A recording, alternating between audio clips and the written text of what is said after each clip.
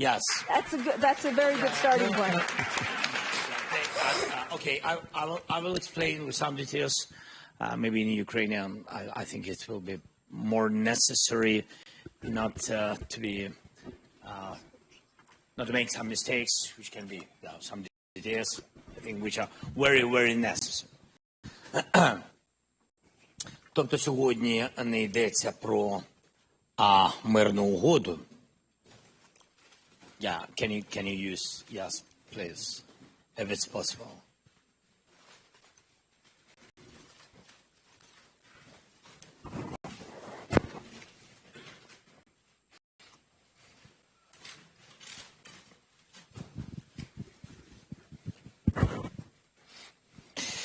Сьогодні ми не говоримо про будь-яку мирну угоду. Хоча, скажу вам відверто від себе, на жаль, війна довга, яку розв'язав Путін. І дійсно ця... Ukrainian, you don't have translation? Not yet. Yeah, change the channel, please. 7? Channel 2? 7. Channel 2? Yeah. Channel 7. 7? For the translation in English, I think channel everybody 7. has the same channel. 7. Okay. Channel 7. Please. 7. Good? Good. Okay. Я сказав, що сьогодні не йдеться розмова про мирну угоду. І також зауважу, що, на жаль, бо війна 3 роки, багато смертей, багато всього зруйнованого, передусім життів. Все це приніс Путін і тільки він. І не треба шукати посередництва між Україною і Путіним. Нам потрібна тверда підтримка сильної країни, Сполучені Штати, сильного президента Трампа. Нам потрібна його підтримка і бути на нашому боці. Я не вважаю, що може бути щось між нами посередині, бо не 2 країни воюють одна з одною, а Росія принесла війну на нашу землю, і ми її, я вважаю, гідно захищаємо. Мирна угода не може бути підписана в Мюнхені, тому що це Мюнхен. І тут немає президента. І тут ми пам'ятаємо, які речі були підписані колись. Так. І я таких речей не повторюю.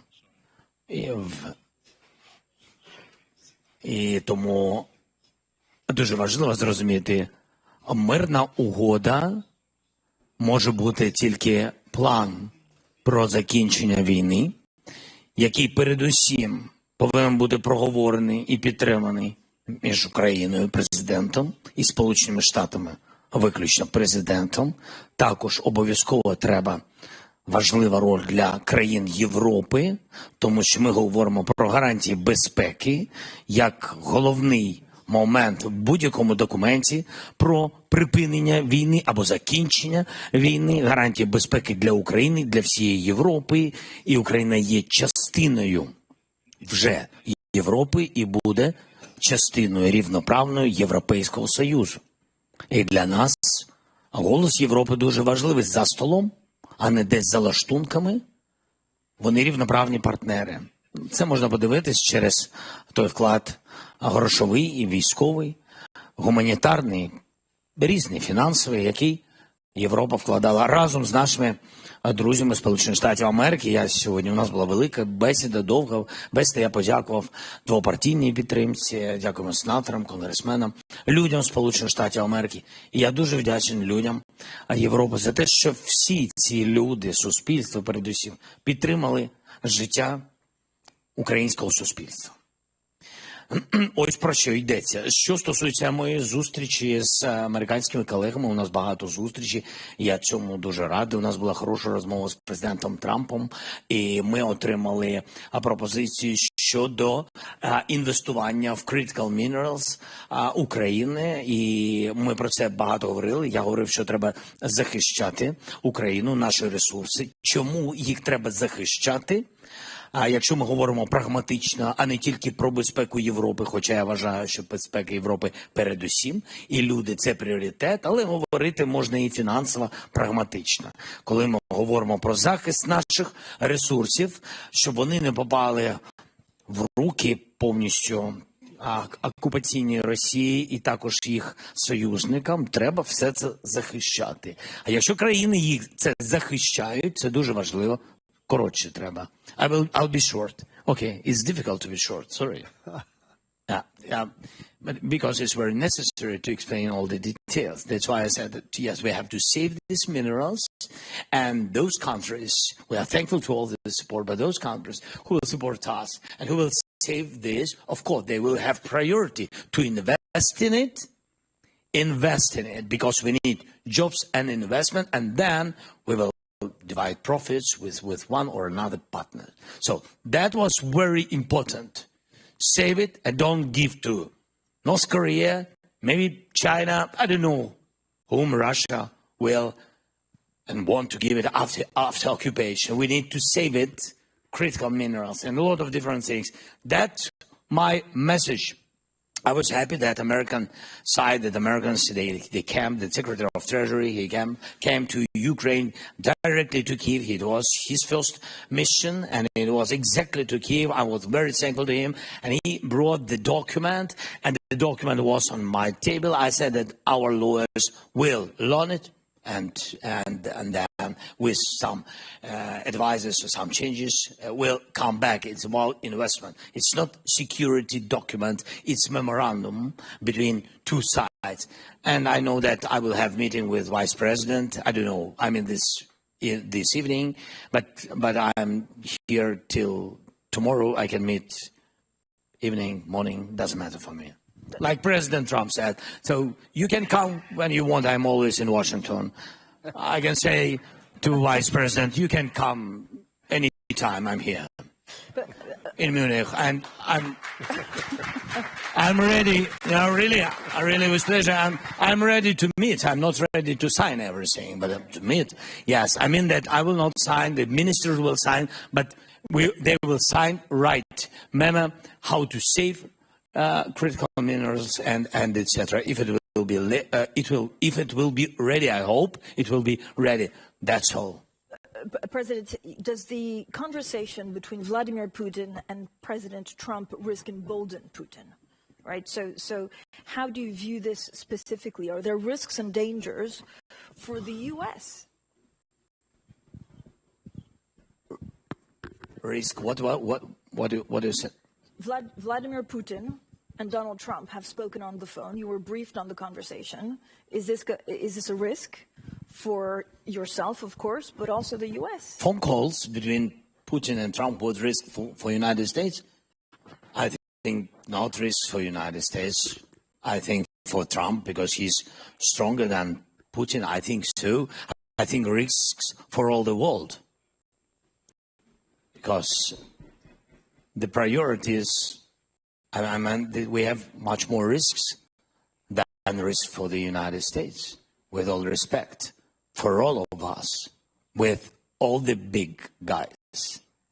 And I think it's very necessary. As I said at the very beginning, I had good conversation with the President Trump. We had some phone calls, and he had phone call with Putin, and he said to me, I think that Putin, that he wants to stop the war. I said to him that he is a liar, and you can, yes, you can count on it. I hope that you will pressure him, because I don't trust him. We had such conversations with Putin, direct conversation about ceasefire. So just ceasefire, we don't need just ceasefire. This is global problem. So we had ceasefire. It was my direct decision. And we made a decision that it will be ceasefire and exchange all the prisoners. And he didn't change all the prisoners. Yet we've been very happy. That was first step when we brought home more than 100 guys to their family. It was very necessary between us. Even because of this one reason, I had to come to France in 2019 and bring back people. But he will not just, cease fire and that's all. That's why I said to President, yes, but I think phone calls are phone calls. Let's forget about it. I think what is very important, the meeting, not to make any decisions about Ukraine without Ukraine. This is principal position we will never accept it. And when I said that we will never accept, I'm not speaking just about me. I'm speaking about all our people, all our nation. People will not stop. We will give him pause. Without real security guarantees, we will give him pause. I don't want to, be those person in the history who helped Putin to occupy my country. I don't want it. And that's why I will never do it. I will never do it. And it's very important for me to pressure Putin, put all the sanctions. I think President Trump is ready to do it. He has all this power to do it. That's why I wanted very much to come to Washington any day this century. And to come to Washington, and I think we need very much to make the common plan of civilized people and to share all these things with our friends and with the help of our friends of Europe. It's very necessary not to lose this unity. I'm so proud that we are part of such strong Europe. And I think that is important, very important, not to lose this unity. Before this war, maybe not too much things, by the way, which this war made positively. That unity between the United States and Europe. That's what this war brought. And Putin scared it. I think during the last 20, 25 years, I don't remember how many years he is in Kremlin.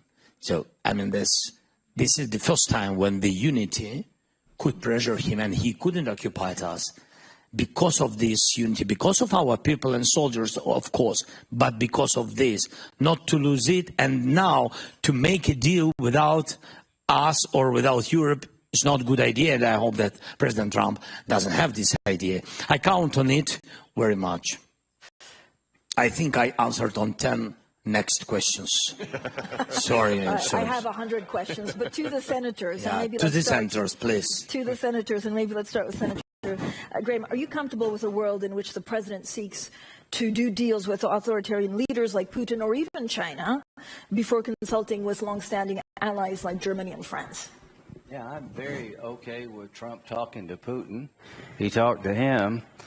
What I'm not okay with is the world losing deterrence. Why are we in this war?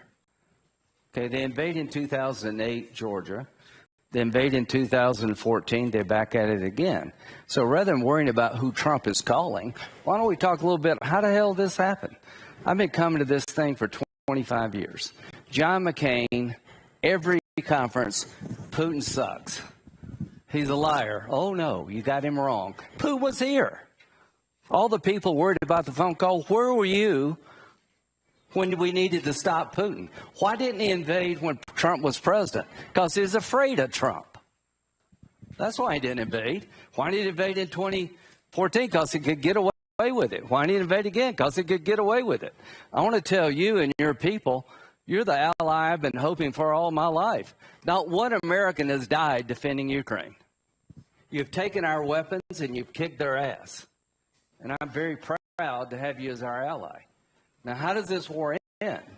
It ends in a way I hope so we don't do this yet again. Do you all agree with that? So it doesn't matter to me who Trump calls or when he calls. It matters to me how it ends. Afghanistan ended poorly. Do you all agree with that? Well, this will not end poorly. President Trump is not going to do in Ukraine what we did in Afghanistan. He's going to try to find a way to make sure this war ends sooner rather than later. And when I talk to people about at home why it matters, Putin won't stop unless somebody stops him. Well, you're stopping him. But he'll keep going unless we get the conditions right. So here's what I think is going to happen. I think he's going to find a way to end this war in a fashion that Putin would be a fool to do it again. Very quickly, how do you deter Putin? You arm this guy to the teeth. Yeah, you give him a bunch of F-16s, not a few F-16s.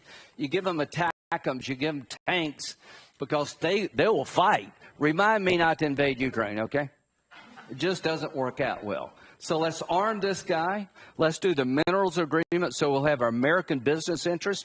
Putin doesn't understand what's going on. If we sign this minerals agreement, Putin is screwed because Trump will defend the deal. So the best thing that's going to happen here is he's going to do a deal with you, I hope, and he will defend America's interest. So this war is going to come in, I hope, sooner rather than later, and it's going to come in a way where it won't happen again. I have every confidence in the world that Donald Trump will end this war in a way that there will be no third invasion of Ukraine.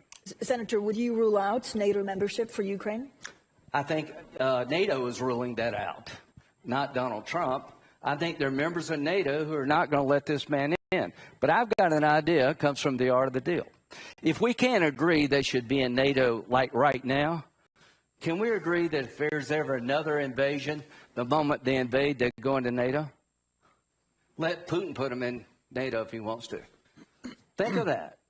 If in 2014, we'd had an agreement where if there was another invasion, they would be in NATO. There would have never been an invasion in 2014.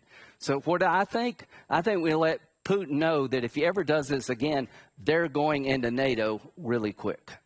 Senator Shaheen? Well, I agree. I don't think we should take NATO off the table. I think it's important for us to have as much leverage for Ukraine as possible going into any kind of a negotiation. So I agree with Senator Graham. We need to give them weapons. I think there's bipartisan support in Congress to do that.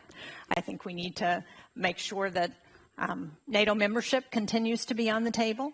And we need to do everything. And we need to ensure that Ukraine is at the negotiating table, because one of the mistakes in Afghanistan was that the Afghan government was not at the negotiating table when President Trump in his first term negotiated a peace agreement there.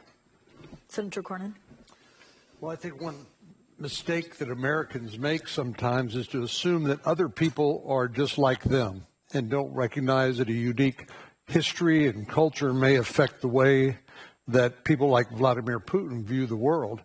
And it's clear that there's no cost-benefit analysis for Putin here, because he's sacrificing hundreds of thousands of Russians on the battlefield, and now North Koreans dying by the thousands.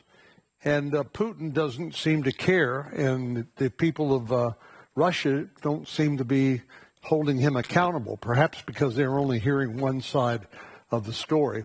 So I think we need to recognize that Putin is driven by a vision of restoring the Russian Empire, and that's why I believe that he won't stop at Ukraine, and that's why it's so important that we must stop him together in Ukraine.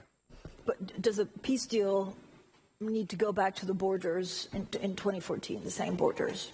I think the peace deal needs to be something that this gentleman right here can sign proudly, and that, first of all, does justice to what happened to Ukraine. Just between Russia and Ukraine, the deal needs to provide that justice for Ukraine. Second, it needs to be structured in such a way that it sends a message that there is no next Ukraine, that Russia does not just move on to another country to play the same script.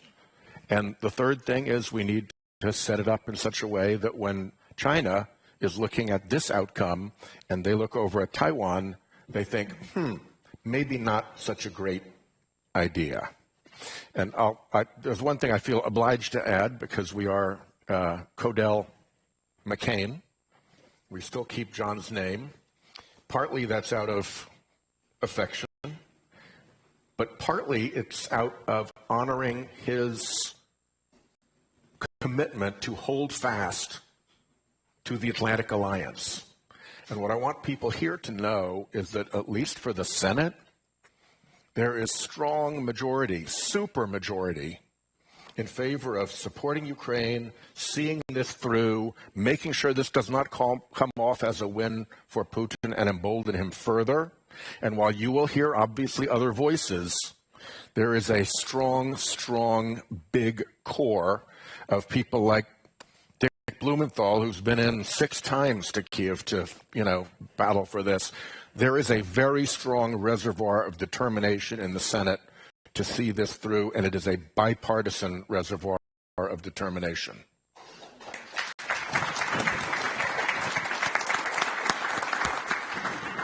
Can I add something? Yeah. Because I think one of the things we haven't talked about, we've talked about the U.S. role, but Europe also has a role.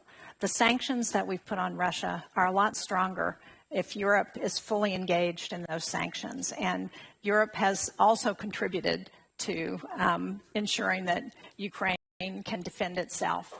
So we've got to remember that it's important for us to act together. Yeah, and what did we get wrong in 2014? What did we get wrong in 2014? Well, we didn't give Ukraine much weapons at all. We gave you a lot of blankets. So we didn't have the policy of giving you what you need to defend yourself, right? We didn't mention anything about the consequences of another invasion. We didn't seize the moment to integrate our economies by doing mineral deals. Everything we didn't do in 2014, we better do now. Including going after that shadow fleet that is keeping his money flowing in. That shadow fleet has gotten away with way too much. But President Zelensky, I mean, what we understood from President Trump is that there'll be no NATO, no U.S. troops, and Trump is happy to carve up land. So again, a reaction to what we've heard this week, and how would you sell it back home? What's been the reaction in Ukraine?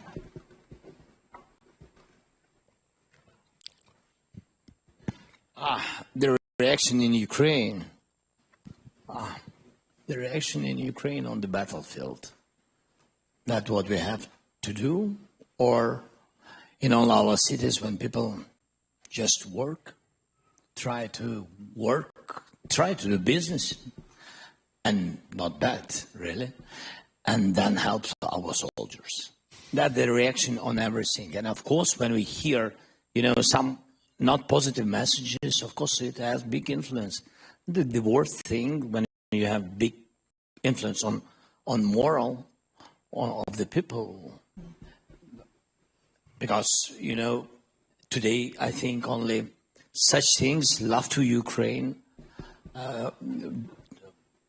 believing and trusting that we will have just peace and will that we will defend our country, and we are right. And it's fair, absolutely. And I think that's things which really hold us. But about the NATO, I mean, that I heard so many times from American side. By the way, Biden's administration and now from President Trump, I heard a lot of messages from them by phone. My first phone call with the President Biden, and my first question, will we be in NATO? He said, no. And I said, we will see. And then we had more meetings, more questions, but be very honest, United States, they never saw us in NATO. They just spoke about it. But they really didn't want us in NATO. It's true. I'm not about people, and there are a lot of congressmen, yes, senators, it's true, who've been always in participation with our NATO will, but really on the level of leader of the country, on the level of president, never I heard it, but during my term, I never heard that we will be in NATO. Never. So it's not the question to Trump, to President Trump, with all respect to everybody. That's the question to the policy of the United States or of the White House. This is the policy that Ukraine is not in NATO.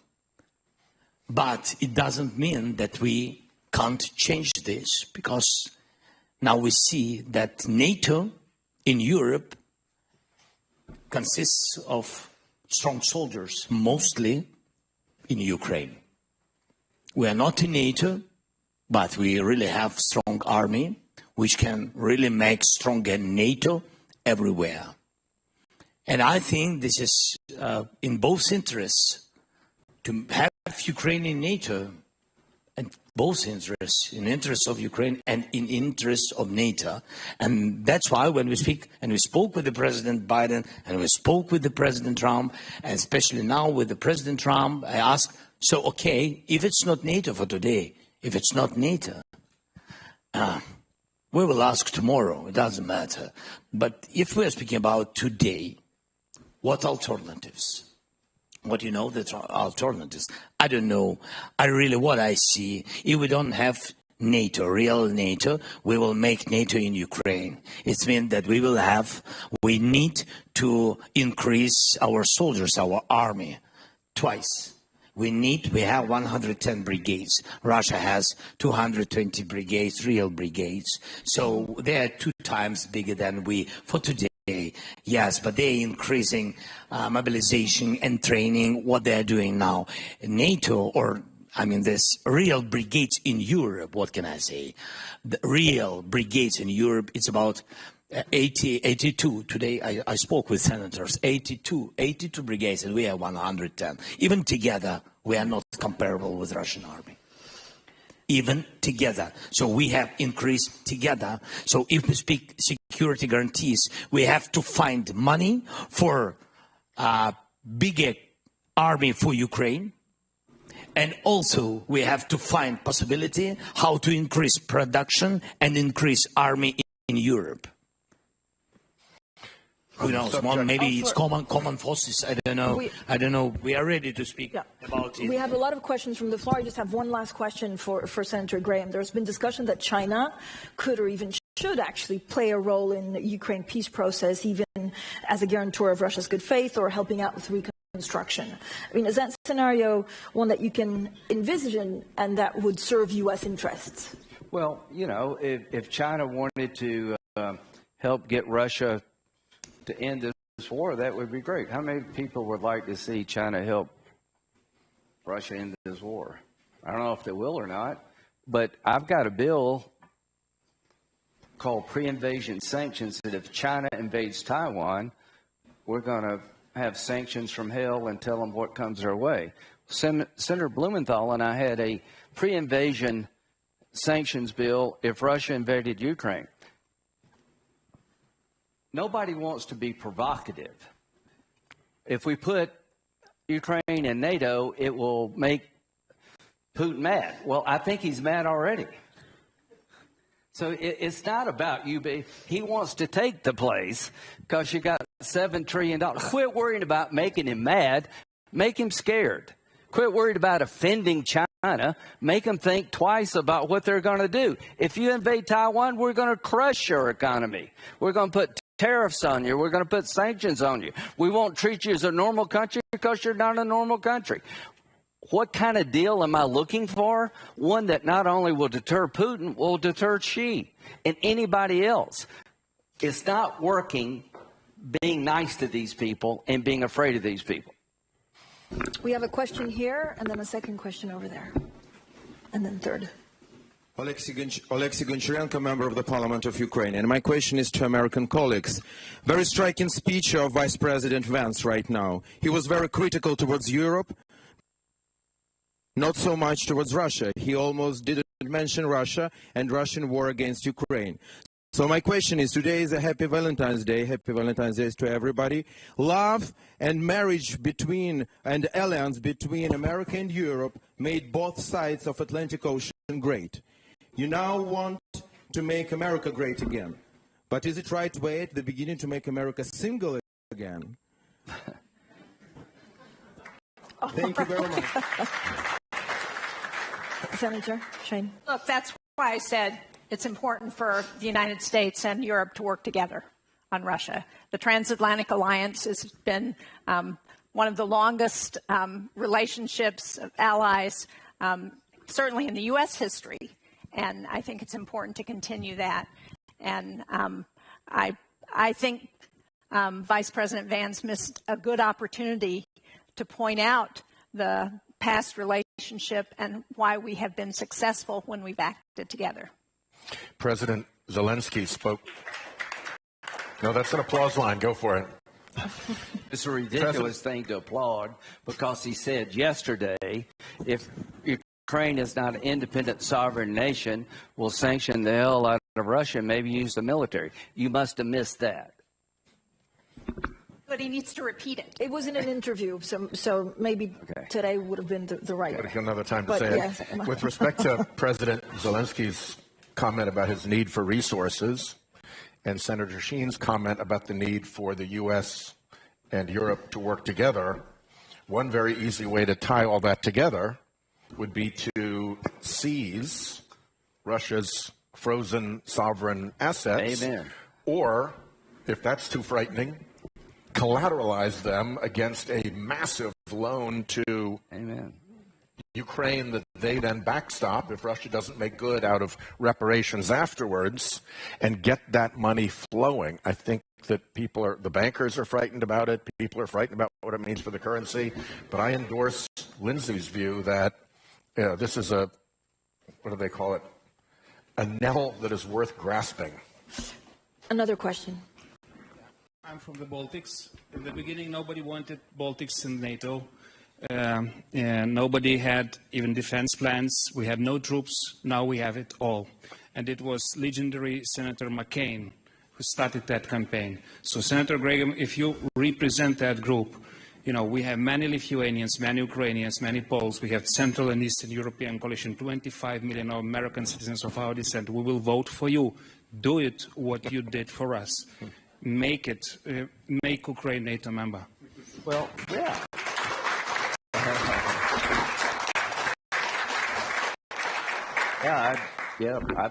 I'm okay with you being NATO.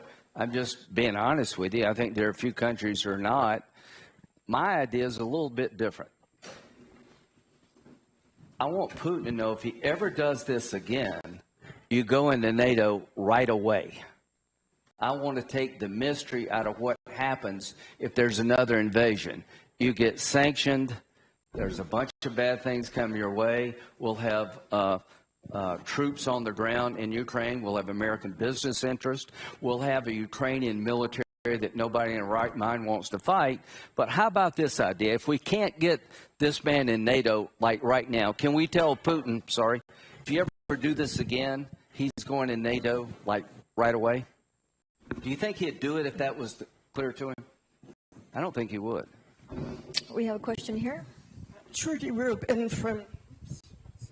I think we can hear you. Yeah, it works fine. So I'm Trudy Rubin, columnist from the Philadelphia Inquirer.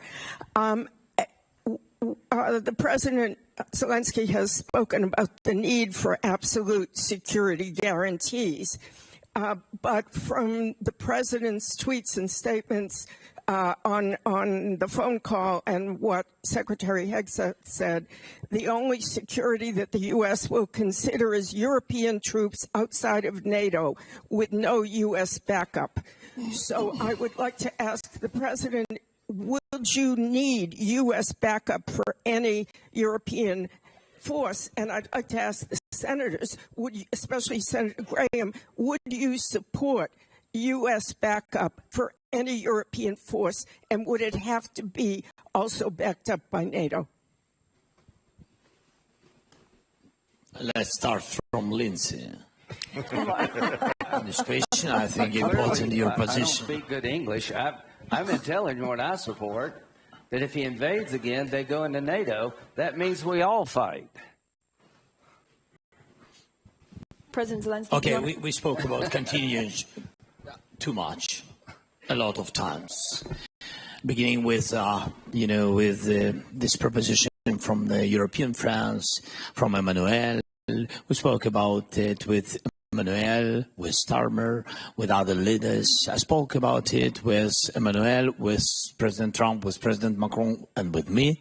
Yes, three of us, during our common visit to Paris. So we spoke about it a lot of times. First of all, I think that the United States need to be together with Europe supporting Ukraine. That's why it's politically, it's a message to Putin. It's politically, not even with army, not because of the number of the troops. Politically, it's very important to stay together. And when it's security guarantees from the United States and Europe, it have to be together. That's why it's necessary to stay together in Ukraine if we see like a part of globally, like a part of security guarantees for Ukraine, the part contingents. Yes, that is the first. The second point, as I said, it doesn't matter from what country these forces. Anyway, we need 1.5 million army if we are not in NATO. If we really want to stop any after ceasefire or something like this, I don't know, this negotiation, if we really want not to be afraid the result of new occupation or new invasion of Russia. And this is real security guarantees. Yep. Because it's real preventive security guarantees. That's what really Putin will know, that he has army 1.5 million and Ukrainians have army 1.5 million. If he wants to come and die, please. So I think this is really plan for security guarantees. And it's not against NATO. It's very supportive. Yes, you are not in NATO, but I think everybody will want after this, in some period of time, if it's not available for today for us, yes, to have such big army in NATO. Otherwise, this army will be bigger than other alliances and etc. I think it's good to have strong alliances. So that is my point of view. And of course, really between us, our soldiers already did their homework, where the troops of concrete country, and I didn't share it with countries, it's just our view, because we know what's going on our territory, where we really need additional forces. So we already have the map with the number and kind forces of our partners where they have to stay. So we are ready, as I said, we are ready for any kind of decisions, positive decisions. I mean, any kind of format of meetings. Let's do it. Not to find the date. Yeah. Thank you. Okay, thank you. We have a question at the back. I think I only have time for 2 more questions. So one there, and then the gentleman there that's been waiting for a long time. Yeah. I think it should be on. 2 questions to you, Mr. President Zelensky. Barack Ravid from Axios in the U.S. You had the call with President Trump, and he even gave you his personal number at the end of the call, which was a nice gesture.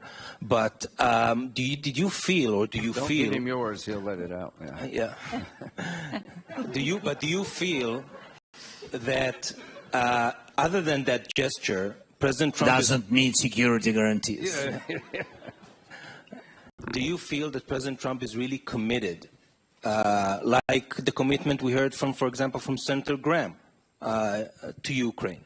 Or are you concerned that at a certain point he can change course and leave you out to dry?